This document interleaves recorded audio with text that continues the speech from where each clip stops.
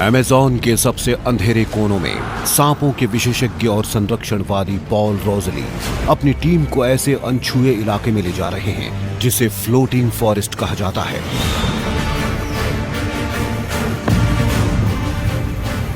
इस दूर दराज इलाके में कुछ ही लोग पहुंच पाए हैं, पर इस घने जंगल के अंधेरे के बीच सबसे खतरनाक और सबसे शानदार जीव रहता है, भीमकाय ग्रीन एनाकोंडा।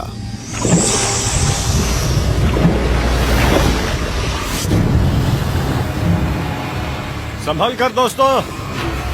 पर एनाकोंडा की मान तक पहुंचने के लिए टीम को घातक शिकारी वन्य जीवों की भूल भुलैया में से गुजरना होगा। ये अमेज़न का वाकई खतरनाक इलाका है और इस वक्त हम यहाँ के सबसे सुदूर इलाके में हैं। ओह वाह दोस्तों, वहां देखो।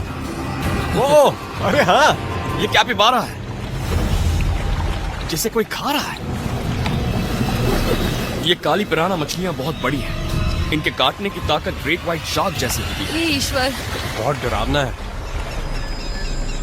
अमेज़न दुनिया का सबसे बड़ा कुदरती जंग का मैदान है। बड़े से बड़े पेड़ से छोटी से छोटी चींटी तक हर चीज खा ली जाती है।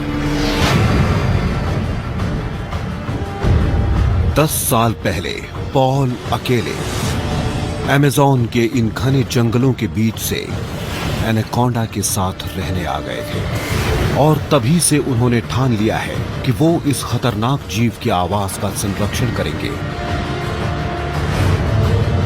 फ्लोटिंग फॉरेस्ट ऐसी जगह नहीं है जहां एक इंसान को होना चाहिए, क्योंकि ये एक ऐसी जगह है जहां एनाकोंडा का दबदबा है। वो दुनिया के सबसे खतरनाक जीवों में से एक है। हमारा सामना ऐसे ताकतवर जीव से है जिसकी कल्पना भी नहीं की जा सकती। हम यहाँ एक खास सांप की तलाश में आए हैं और मैं जानता हूँ कि वो दुनिया का सबसे बड़ा सांप हो सकता है। अब तक पकड़ा गया सबसे बड़ा एनाकोंडा 7.5 मीटर लंबा था।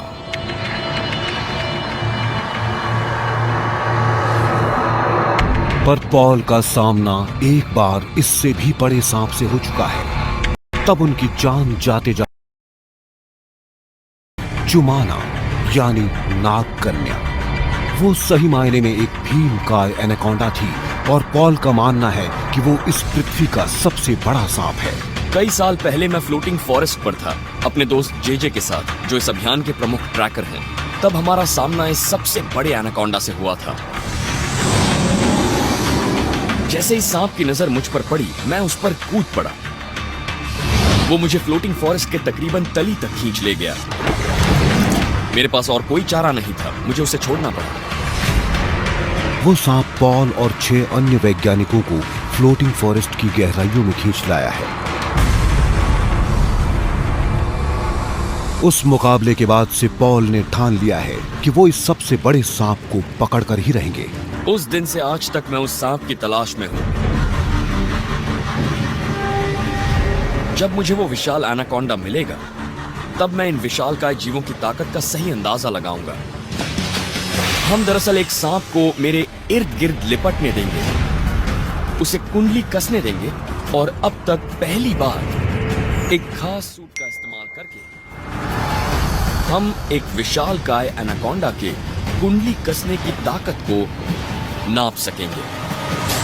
और अगर यह सांप भूखा हुआ तो वो शायद मुझे खा भी सकता है।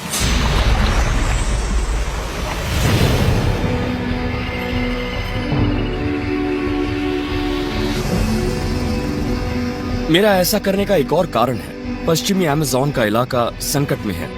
गैर कानूनी तरीके से जंगल काटे जा रहे हैं, खनन किया जा रहा है, इस परिवेश को नष्ट किया जा रहा है। यह नदी जो यहाँ बह रही है वो तो इस परिवेश को ऊर्जा देती है। नदियों के इस जाल से बने इकोसिस्टम से ही इस धरती के साफ पानी और ऑक्सीजन की जरूरत के 5वें हिस्से की भरपाई होती है। ये हमारे ग्रह की एक महत्वपूर्ण जरूरत को पूरा करती है। फ्लोटिंग फॉरेस्ट तक पहुंचने के लिए इस टीम को घने जंगलों में हर तरफ से घात लगाए बैठे शिकारियों के बीच से गुजरना होगा। परु के